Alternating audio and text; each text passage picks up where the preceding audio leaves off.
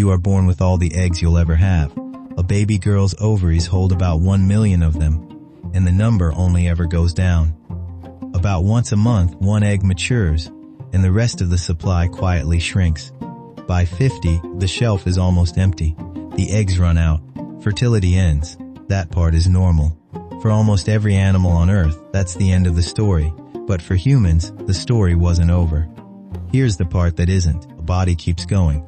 20 years, 30, sometimes 40 more, longer than the reproductive years lasted in the first place. Evolution is supposed to be obsessed with passing on genes. Ending fertility decades before you die should be the worst business decision a species can make. And yet there it is. Every woman born with a finite supply runs out around 50 and keeps living. Why? That's the question this episode is about.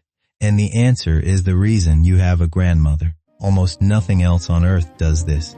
Most animals reproduce until they die. Strength fades, and the animal dies not long after. For most mammals, the reproductive years and the lifespan are the same thing. For a long time, the famous short list was just 3 species. Humans, killer whales, short-finned pilot whales, 3 species where females live decades past the end of fertility. Then, in 2023 and 2025, wild chimpanzees and gorillas turned out to go through a menopause-like transition too. The famous short list just got longer. So either lots of species hit the same weird mutation, or something about living long enough in a group with your family changed the math. For decades, that math was a mystery. Then, an anthropologist went to Tanzania. Why? Ancient humans couldn't survive without grandparents. Not for the reason you think. Kristen Hawkes went to live with the Hadza, one of the last true hunter-gatherer peoples on Earth. She went to study the hunters. She ended up staring at the old women, because the old women weren't resting. They were out in the sun for hours, driving a sharpened stick into rock-hard ground to pull up deep tubers. Punishing work. Takes strength, takes patience. She timed them. They worked longer days than almost anyone in camp. Then she followed the food. They were barely eating it. They were handing it to their grandchildren.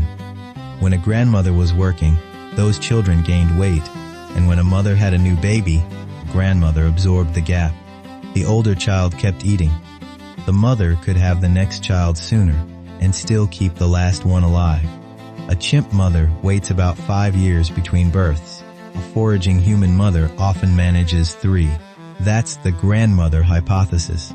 Natural selection may have favored women who lived past their fertility because their grandchildren carried their genes. The observation is documented. The reason behind it, that's where the scientists are still fighting. Here's the contested part. For a long time, menopause looked like a human superpower. Then researchers noticed something awkward. Animals in captivity and protected populations started living longer than their wild cousins. Rhesus monkeys, kept and protected, go through menopause too. Wild chimpanzees, mountain gorillas, even the whales. A 2024 study found menopause evolved independently in several toothed whale species. The list keeps growing. So maybe long post-reproductive life isn't a special adaptation. Maybe it's just what happens when any animal survives past its fertility.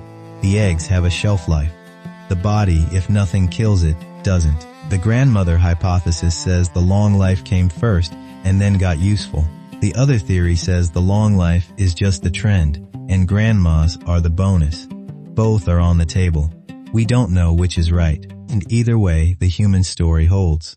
Because here's what neither theory argues about. Even if living long was just a biological fluke, humans did something special with it. We turned that fluke into a survival strategy. Humans became the species that keeps its elders. Wild chimpanzees basically never have a grandmother. Nobody lives that long. Humans are the animal where an old woman sits at a fire, and children come and sit with her, and not for sentiment.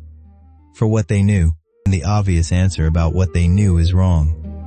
You'd think elders were valuable for everyday stuff. Which plants are food, where the water is. But everyday knowledge isn't rare. A 30-year-old hunter knows the everyday stuff. He's done it 10,000 times. The value of an elder was never the ordinary, it was the rare. the once-in-a-generation drought, the winter so cold the herds never came, the sickness that swept the valley, those events are separated by decades. Which means the only person in camp who has seen one before is old. There's a species that shows this with brutal clarity: elephants. In 1993, severe drought hit Tarangire National Park in Tanzania. Some families pulled through, others lost calves. The families that pulled through were led by the oldest, most experienced mothers, old enough to have lived through a bad drought before. Calf survival in those families was dramatically higher. The younger mothers didn't have that knowledge, not because they were weak, because they had never needed to know. And their calves died. The old ones weren't stronger. They just had a bigger sample of bad years. That's what an elder is. Not a stronger body, a bigger sample of bad years. The elder wasn't the archive. The elder was the forecast. Before we go further, let's kill a myth. Because it's everywhere. You've heard that ancient humans lived to about 30, maybe 40. That number is real. It's also an average. And averages lie. That average is dragged down by dead infants. In a world where half of children don't reach adulthood, the average looks brutal, even though the adults are living to 50, 60, 70. Survive childhood on reaching your 50s or 60s was entirely possible. Some reached 70. We know how old ancient people got because their teeth tell us. Teeth wear down like tread on a tire. A 20-year-old's mouth looks nothing like a 60-year-old's. Across thousands of burials and millions of years, the skeletons say the same thing. Almost no old people. Getting old wasn't a stage of life. It was luck. And then, around 30,000 years ago, the count flips. Old people don't just become more common. They multiply. For the first time in human history, grandparents are normal. Not lucky. Normal. Same brains. Same bodies. Same landscape. And the archaeology explodes. Needles. Barbed harpoons. Spear throwers. Ivory carvings. Goods carried hundreds of miles to trade. And among all those changes was something easy to overlook. Far more people were surviving long enough to become grandparents. And one part of that story is easy to miss. It wasn't just the grandmothers changing the math. The old men were up to something too. Whatever a grandmother gives you, you can weigh. Food in a hand going into a child. An old man's contribution doesn't arrive as an object. Which land your family can hunt. Which neighbor owes you a favor and which one doesn't. Where the herds went in the bad year before you were born. You can't put any of that on a scale. So researchers long assumed old men were dead weight. Then somebody counted the calories. Hillard Kaplan and his team tracked food across hunter-gatherer tribes in South America and Africa. Production climbs through the 30s, peaks in the 40s, and then comes the part that surprised everyone. It stays high. Decades after their bodies had declined, older men were still bringing in more than they ate. Old men weren't a drain. They were subsidizing the group. Because we don't eat easy food. We eat food that has to be tracked, extracted, processed, or hunted, and that takes decades to learn. The old man could still pay for the food he ate. So what happens when you lose them? We know exactly what it looks like.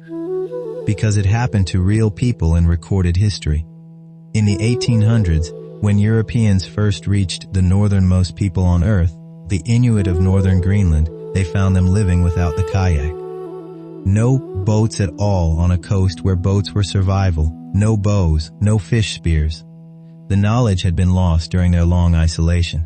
It only came back in the 1860s, when another Inuit group migrated in from the west and brought the kayak, the bow, the spear with them, reintroduced by contact, not by invention. That's what losing your elders looks like. It doesn't look like sadness. It looks like going backwards. And it's not just Greenland. Around 10,000 years ago, rising seas cut Tasmania off from mainland Australia. A few thousand people, no contact, roughly 400 generations. Archaeologists tracked their toolkit over that time. It didn't grow, it shrank. Bone points disappeared from the record entirely. The problem was never intelligence. The problem was how many teachers you have. With fewer people, you have fewer experts in any given skill. And every generation, a little transmission fails. Skills don't vanish in a dramatic moment. They erode one slightly worse copy at a time, until nobody remembers there was a better version. But this instinct to keep the old people, it isn't new, it's older than our species. In a cave in Iraq called Shanidar, archaeologists found a Neanderthal man. Crushed face, possibly blind in one eye, a withered arm, a damaged leg that would have made walking painful, and every single one of those injuries shows healing. Bone grows back slowly. He lived for years after being maimed. A one-armed, half-blind, limping man in an ice-age landscape does not feed himself. Somebody must have fed him, and it goes back further. At a site called Dmanisi in the country of Georgia, researchers found a skull from roughly 1.8 million years ago, almost entirely toothless. Nearly every tooth lost long before death, and the bone grown over where they had been. In a world with no cooking pots and no soft food, a toothless individual should die quickly. This one didn't, which means 1.8 million years ago, somebody was probably helping. He couldn't return muscle. So he returned the only other thing a human can return, what he knew. So what was it, exactly, that they knew? Let me show you how deep this goes. Along the coast of Australia, Aboriginal communities tell stories about the sea.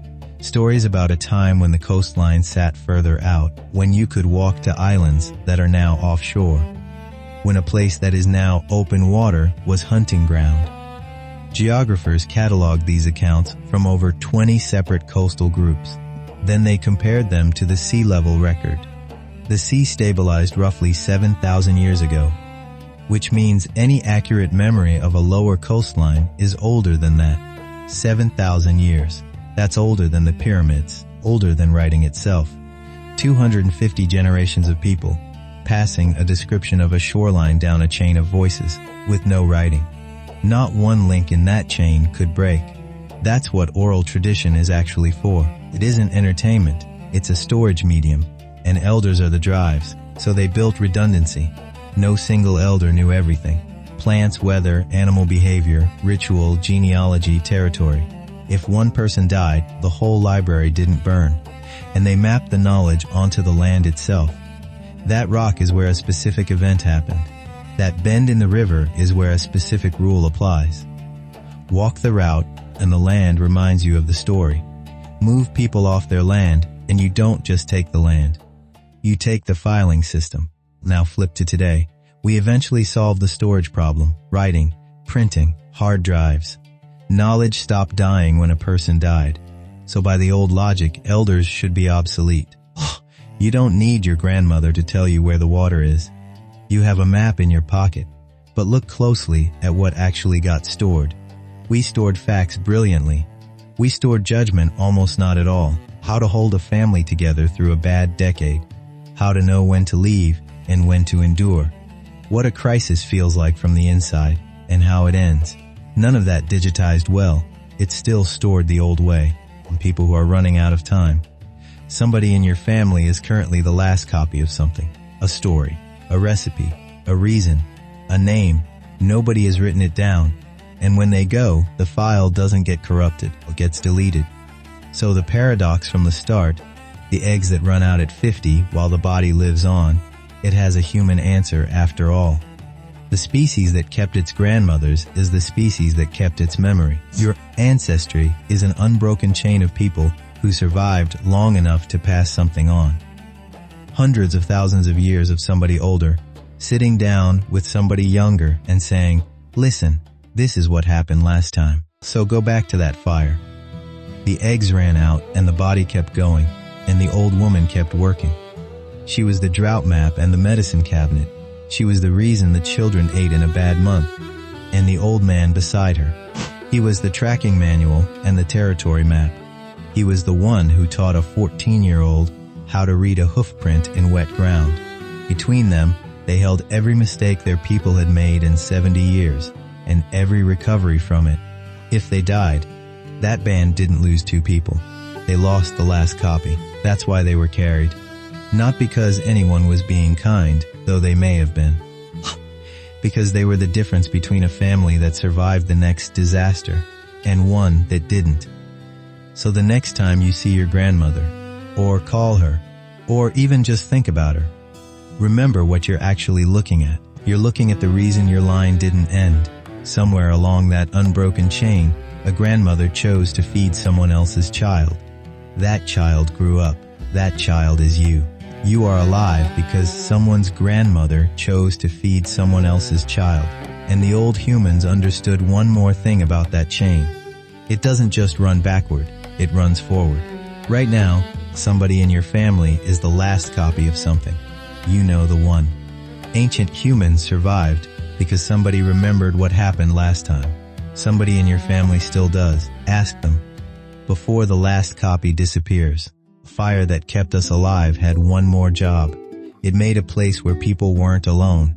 Because there is another thing the old humans knew, and we keep forgetting. What happens to a human when the fire has no one else around it? That's the next episode. This is The Old Human.